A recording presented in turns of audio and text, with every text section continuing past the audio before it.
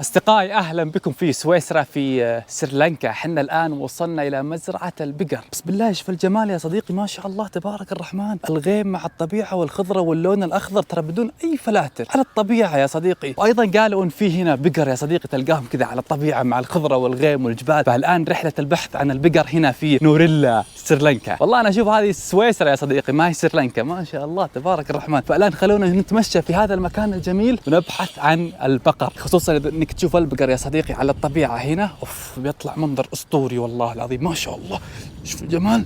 ولكن والله العظيم يا صديقي برد. انا لابس جاكيتين، شوف هذه واحد وهذه اثنين، وايضا لابس تيشيرت يا صديقي. والله برد. كأنك في شتاء هنا في سريلانكا، لأن المنطقة جبلية والمدينة جبلية وحنا الآن في منطقة مرتفعة، فعلشان كذا هذا جو بارد كابتين. وين البقر يا بقر؟ بالله شوف الجمال يا صديقي، ما شاء الله تبارك الرحمن. لو تلاحظ يا صديقي حتى الجبال ما تشوفها من جمال الغيم والضباب. شوف هنا في ناس واقفين، ظهر عندهم بقر ولا عندهم شيء. ما يقفون عبث يعني، أكيد إنه في بقر ولا في شيء. خلنا نتمشى ونشوف نستمتع إحنا وياكم. هلو سير، هاو ار يو؟ بالله شوف الجمال يا صديقي، ما شاء الله. الله عيوني ما هي مستوعبة الجمال اللي قاعد تشوفه، خصوصا اللون الأخضر. من أكثر الأشياء اللي تميز سريلانكا عن غيرها الطبيعة، لونها أخضر صافي جدا، يعني ما هو باهت الأخضر الباهت هذا اللي ودك تحط عليه فلاتر عشان تخليه أخضر زيادة. هنا على الطبيعة يا صديقي شوف ما شاء الله، يعني لون أخضر صافي جميل جدا. لمحت البقر يا صديقي، إن شاء الله إني ألقى البقر برا. لازم يتمشون بهذه الطبيعة، يأكلون من الجمال اللي موجود هنا، ما شاء الله تبارك الرحمن. وأنت قاعد تمشي في هذا الجمال تحصل البقر كثير يعني، ولكن أنا ودي أشوفه برا. شوف هذا البقر، لكن هذا واضح إنه صغير مرة يعني. احنا نبي نشوف وين البقر برا، لأنه أنا شفت بالصور، لكن مرة شفت بالصور يعني شكل أسطوري جدا مع الطبيعة وشكل البقر يا صديقي. بسم الله شوف كيف المكان يا صديقي، مرتب منظم نظيف، حتى المحلات أنيقة. شفاله ظاهر إنه كافي ولا حليب بقر. تشرب من هنا حليب بقر. صدقي والله صدقي حليب بقر فريش يا صديقي، تاخذه من هنا. لكن حنا أولا خلينا نشوف وين البقر. نيوزيلاند. ولكن حنا الآن خلونا نشوف وين البقر أول، وبعدين نشوف الحليب. ما شاء الله، خلينا نشوف هذا المنظر من هنا. والله يا صديقي المناظر أسطورية هنا، يعني ما شاء الله تبارك الرحمن. ما تصدق أبدا إنك في سريلانكا. أنا الأجواء مع الطبيعة صراحة ما شاء الله تبارك الرحمن. صديقي شوف الجمال، اللهم صل على النبي، ما شاء الله. خصوصا تجي تجلس لي هنا يا صديقي، تاخذ لك يعني كوبا من حليب البقر وتستمتع على هذه المناظر الجميلة. ما شاء الله تبارك الرحمن. ما أدري يا أخي وقت البرد يدخلون البقر داخل ولا البقر ما عنده مشكلة يطلع من برا يعني. أنا والله جمدت برد يعني. حتى الناس لو تلاحظ، الناس هنا حتى تلاحظ يا صديقي كلهم لابسين جاكيتات، لأنه المكان مرة بارد، كأنك في سويسرا يا صديقي. ما شاء الله تبارك الرحمن. أنا يخاف إنهم يدخلون البقر عشان البرد، ما أدري البقر يهتمون فيه علشان يطلع لهم حليب كويس. شوف الجمال، بالله شوف الجمال يا صديقي يا أخي، أقسم بالله ما شاء الله.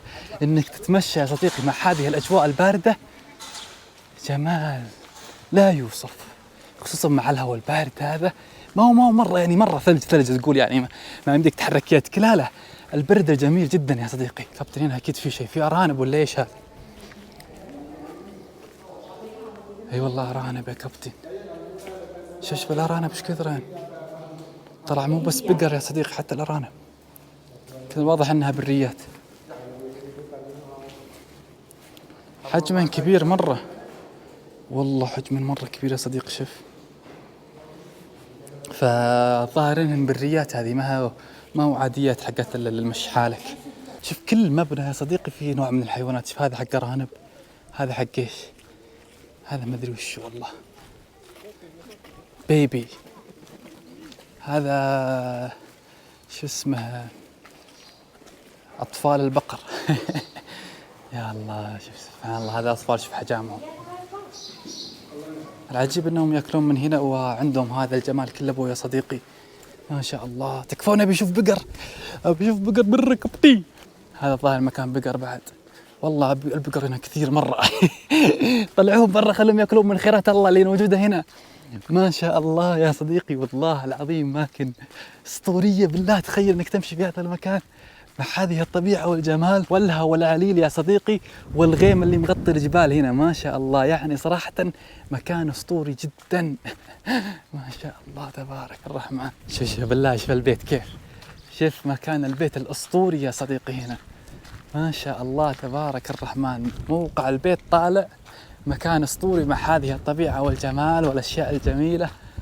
الله، هذا قصر يا أخي، ما هو بيت، هذا قصر، خصوصا مع الموقع هذا مخليه أسطوري. صحيح إنه بعيد عن الأماكن والخدمات والأشياء كلبوها، ولكن تخيل يا صديقي إن هذا بيتك مع الإطلال الأسطورية هذه. ممكن مع الصباح وزي كذا يحطون البقر هنا، تشوف البقر ياكل يا صديقي مع هذه المناظر. بالله كيف يكون شعورك وكيف تكون مشاعرك. Hello sir, how are you? Good? Brother, where can I see cow? The cow. Yeah, this one. يا حليلك. Same, this one, cow. Yeah, outside. Here, there. Okay. Thank you so much. Tuti. باي باي يا حليلكم. والله العظيم حتى نفسيتهم جميلة. أنا ما أدري ليش، سبحان الله، حتى نفسية الإنسان مع الطبيعة والجمال تتغير، تتحسن، تصير أفضل. يعني ما أدري، الجمال سبحان الله له يعني تأثير جدا على النفسية. فعلشان كذا يا صديقي إذا كنت تابع هذا المقطع لازم تروح الأماكن جميلة زي كذا، تغير من نفسيتك يا صديقي وتسوي لها ريفرش. يعني مهما كنت تمر بضغوط ولا بمشاكل في حياتك ولا أوقات صعبة، لازم تسوي ريفرش وتجي الأماكن زي كذا. والله العظيم حتى النفسية تتغير يا صديقي، عقلك خلاص يسوي أبديت مع هذا الجمال ومع هذه المناظر. صراحة المكان ما أقدر إني أوصفه بالكلمات. يعني إنك تجي هنا، الريحة مع الهواء والجمال اللي تشوفه، يعني حتى حواسك كلها تشتغل يا صديقي، النظر والسمع والشم. ما شاء الله تبارك الرحمن، صدق ريفريش للمايند يا صديقي. ما شاء الله. حتى أنا توني قاعد الصباح، ولكن بعد ما شفت المكان وشفت الجمال حسيت إني جاني النشاط وجاني الشعور الجميل هذا. البقر يا صديقي في حظيرة بقر هنا مرة كبيرة، بنروح يمها ونشوف كيف طريقة البقر وحلب البقر، وبعدها بإذن الله بنروح لأكثر من مزرعة في هذا اليوم، فاستمتعوا معنا. ولكن أهم شيء مثل ما هذه المناظر تسعدكم ودكم تشوفون مثلها وأكثر، الشيء اللي يسعدني مرة كثير إنك تحط اللايك يا صديقي، يعبر عن شكرك وامتنانك لهذا المقطع وراح يسعدني كثيرا. فأرجوك لا تنسى اللايك يا صديقي، علشان بإذن الله نقدم لكم الأفضل في أماكن أجمل أيضا. يا ما شاء الله تبارك الرحمن، والله العظيم شيء لا يوصف يا صديقي. اللهم صل على النبي. طبعا المدينة هذه يا صديقي اللي شفتوا فيها المقطع اللي هو سكنت في قصر هنا نوريلا، تعتبر واحدة من أشهر المدن هنا في سريلانكا. فأغلب السريلانكيين سواء شهر العسل ولا يأخذون إجازة يجون هذه الأماكن. فلو تشوفوا الناس هنا يجون بشكل كبير، وأغلبهم يعني من الجنسية السريلانكية، ما هم أجانب. يعني الأجانب تحصلهم قليل جدا، أما السريلانكيين تحصلهم بشكل كبير، لأنها تعتبر أشهر مدينة. لأنها تعتبر أشهر مدينة هنا في سريلانكا. فالغالب تشوفهم أغلبهم سريلانكيين لشهر العسل وأيضا الإجازات يجون هنا يا صديقي. بالله هذه الأماكن ما تستحق أنك تزورها، ولكن الأجانب ما يعرفونها كثير، فعلشان كذا نادر أنك تحصل هذه الأماكن. وأنا عرفت هذا المكان أيضا من شخص هنا من سريلانكا قال لي لازم تروح لهذا المكان، فعرفته من شخص من أهل البلد. فالجميل أنك تتعرف على أهل البلد ويعلمونك على أماكن سرية زي كذا يا صديقي تستمتع فيها. شوف هذه السيارة صديقة حقت البقر، أول مرة أشوفها على الطبيعة، والله كثير طلعت. ها أحلى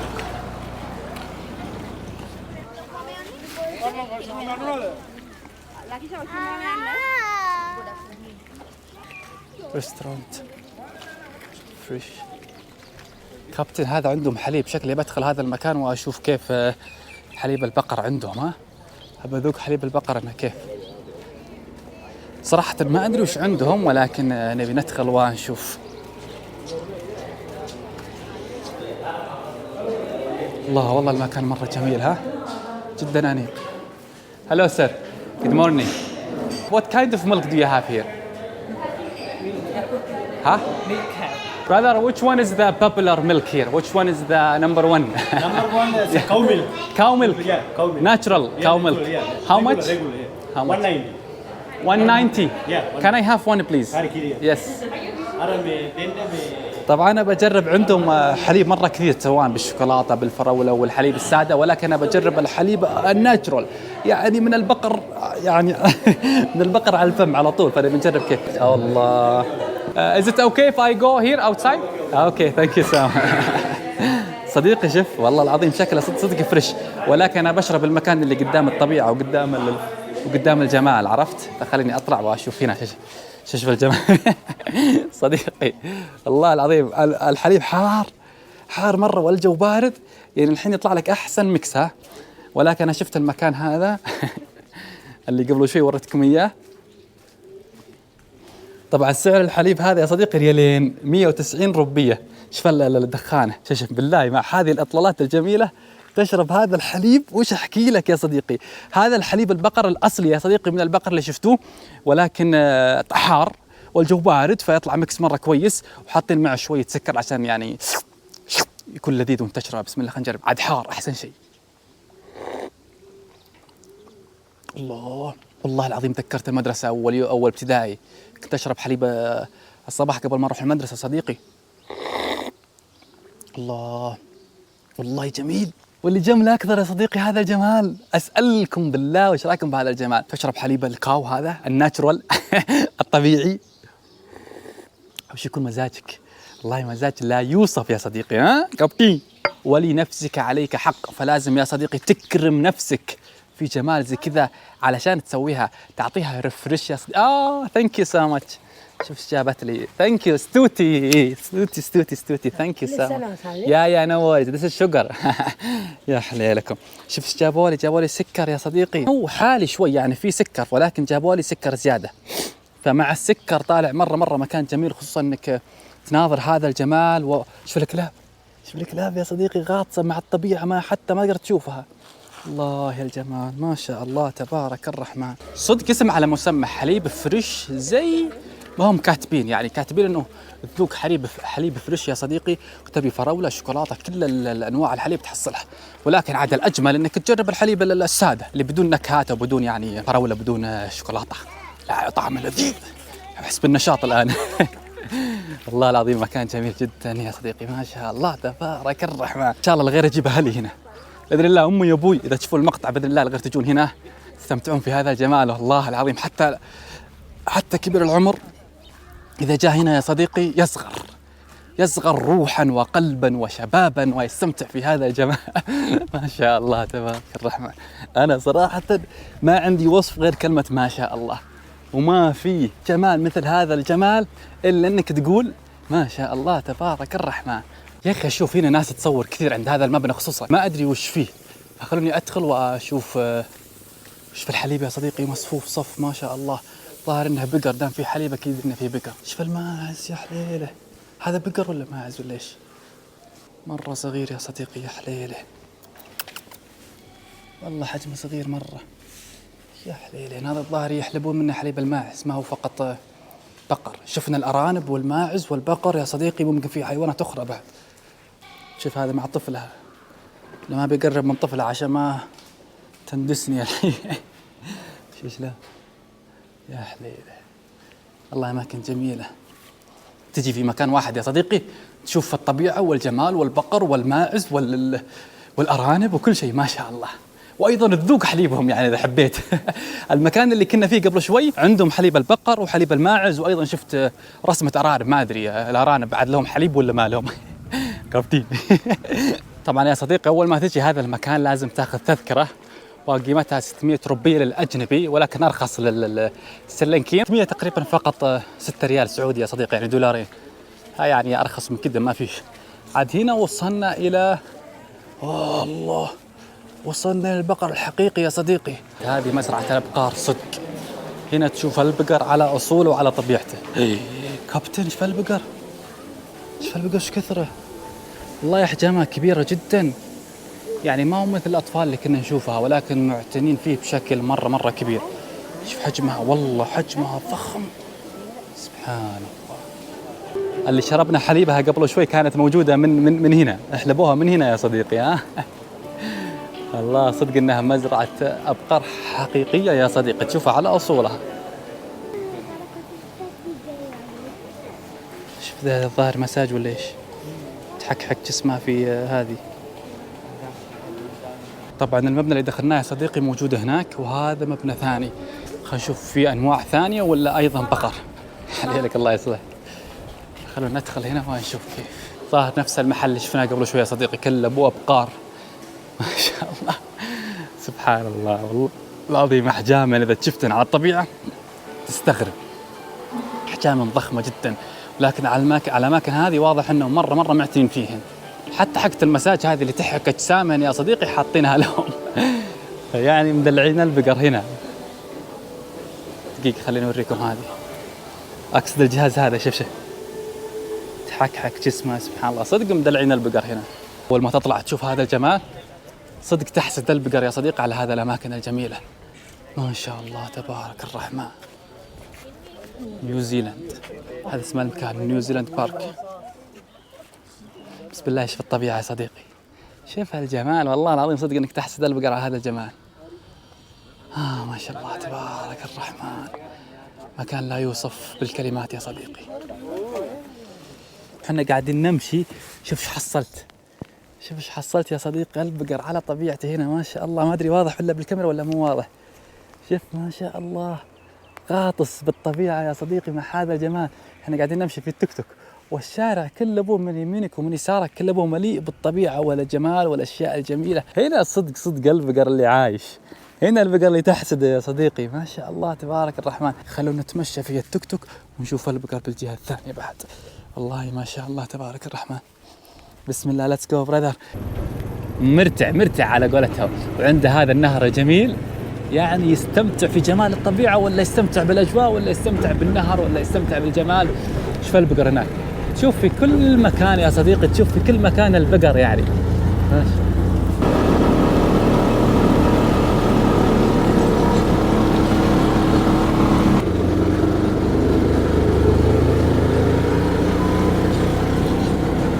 شوف الجمال يا صديقي. والله العظيم البقر هنا صدق انه مبسوط. المناظر مع الطبيعة والأجواء طالعة جميلة مرة ما شاء الله. طبعا يا صديقي جنب مزرعة البقر اللي شفتوها قبل شوي هنا في مزرعة الفراولة، نفس الشارع يعني، وانت رايح تلقى مزرعة الفراولة يا صديقي زي ما شفتوا. مزرعة البقر كانت موجودة عند هذا الجبل، وهنا عند هذا الجمال يا صديقي موجود أيضا مزرعة الفراولة. فخلونا ندخل ونستكشف مزرعة الفراولة في هذا الجمال يا صديقي مع الرنج روفر. ما شاء الله تبارك الرحمن، دام الرنج جاي هنا أكيد المكان يستاهل يا صديقي. طبعا هذا مدخل مزرعة الفراولة، المدخل حاله يا صديقي يفتح النفس. ما شاء الله شكلها بنشوف أشياء جميلة ما شاء الله تبارك الرحمن. كالها جميلة والوانها ذكرتني برود اللي شفناها في كوريا، نفس هذه الألوان ونفس هذه الأشكال في مدينة بوسان. والله كانت اللي قريب من البحر. سبحان الله الضباب مع الغيم مغطي الجبال. سبحان الله يا الجمال. الله شوف هذه مزرعة الفراولة، هذه الظاهر فراولة يا صديقي ولكنها غريبة ما هم مغطينها يعني مثل كذا. فأعتقد الفراولة الطازجة يا صديقي تحصلها داخل الأماكن المغلقة، ولكن هذه لو تلاحظ يا صديقي الفراولة هنا موجودة، فأعتقد أنها ما هي نار جمادي ليش حاطينها زي كذا بدون ما يغطونها مثل هذه الأماكن. فخلونا ندخل المكان هذا ونشوف كيف الفراولة داخل. هلو. الله والله استروبري حقيقية هذه طازجة. اوكي مام ثانك يو. ماي تيكت. طبعا يا صديقي علشان تدخل حتى مزرعة الفراولة تدفع 200 يعني فقط ريالين. ثانك يو سو ماتش. شوف الفراولة والله العظيم فراولة طازجة يا صديقي، نفس اللي شفناها أيضا في كاميرون هايلاند في ماليزيا. أماكن جميلة جدا مع مزرعة الفراولة. تشوف الفراولة يا صديقي على طبيعتها وعلى حقيقتها، ولكن ما أدري إذا يمدينا نقطف وناكل من هنا ولا نشتريها جاهزة. طبعا أكثر من مكان للفراولة ما هو فقط هذا المكان، فتشوف الفراولة في كل مكان على طول هذا المكان الجميل.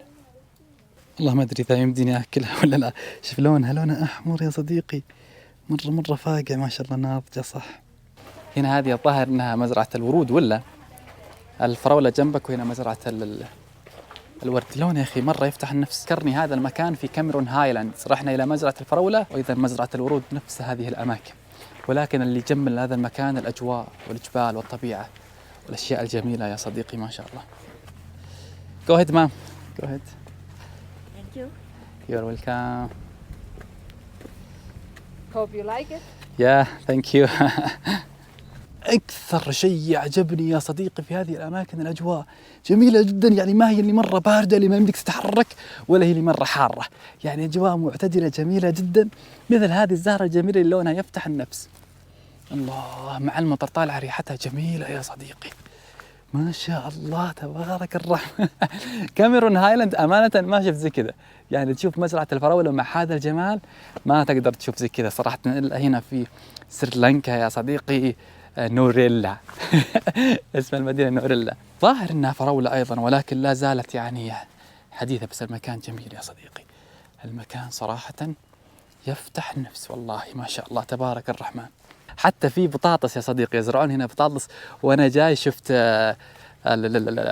زهرة البطاطس يا صديقي، مو فقط فراولة، يعني حتى في مزرعة البقرة تشوف الأرانب وتشوف الغز والماعز، وأيضا في مزرعة الفراولة تشوف البطاطس يا صديقي، وتشوف الورود وتشوف الفراولة أيضا، وغير هذا تستمتع في هذه الأجواء الجميلة مع الغيم وهذا الجمال والطبيعة. بعد ما تشوف مزرعة الفراولة هنا يمديك تجي المحلات وتاخذ منهم فراولة ولا بطاطس، لأنه أيضا في مزرعة البطاطس موجودة هنا، فيمديك تاخذ البطاطس والفراولة. احنا نبي نجرب البطاطس من هنا يا صديقي. This is for you brother. When you? Yeah, I will take another one too, huh? Two, yes. Enjoy. طبعا هذه البطاطس يا صديقي نبي ناخذ 2، وايضا في محل ثاني هنا صراحه اطلاله جميله، فخليني اخذ منهم الفراوله من هناك ونستمتع مع المناظر الخلابه الجميله. How was it? Good? Good. Very good, huh? Delicious. Thank you so much. ستوتي. خلينا نجربها بسم الله.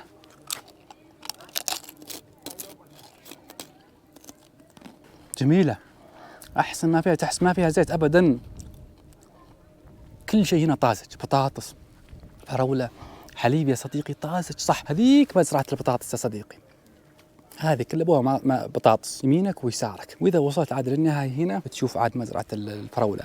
فصراحة مكان جميل جدا، خصوصا مع الاطلالات الجميلة. ها كيف اكلها؟